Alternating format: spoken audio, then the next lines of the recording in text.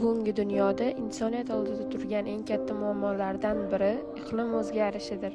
Bu shunchaki ob-havo emas, balki butun sayyoramiz hayotiga ta'sir qilayotgan jarayondir. Harorat ortib bormoqda, muzliklar eriyapti, dengiz sathi ko'tarilmoqda. Qurg'oqchilik, yong'inlar, bo'ronlar va suv toshqinlari bularning barchasi iqlim o'zgarishining oqibatidir. Bu hodisa inson faoliyati natijasida yuzaga kelmoqda. Yoqilg'ining yonishi, chiqindilar va o'rmonlarning kesilishi atmosferani ifloslantirmoqda. Ammo hali kech emas. Qayta tiklanuvchi energiya manbalaridan foydalanish orqali biz bu jarayonni sekinlashtira olamiz.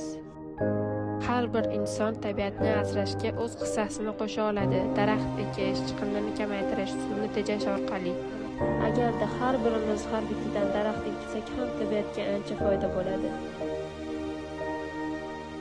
Bu jarayonda eng katta sabab inson faoliyatidir.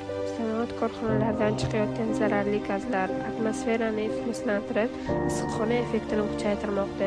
Natijada yer harorati ortib, tabiat muvozanati buzilmoqda. Iqlim o'zgarishi tufayli kuchli yomg'irlar va suv toshqinlari tobora ko'paymoqda. Bu hodisalar minglab odamlarning hayotiga, uylariga va tabiatga katta zarar yetkazmoqda. Vaqt sekinlik bilan o'tadi. Agar bunga harakat qilmasak, ertangi kun kech bo'lishi mumkin. Iqlim o'zgarishini to'xtatish bizning qo'limizda. Tabiat bu hayot esa bizning nafasimiz. Uni asraylik, chunki boshqa yer yo'q.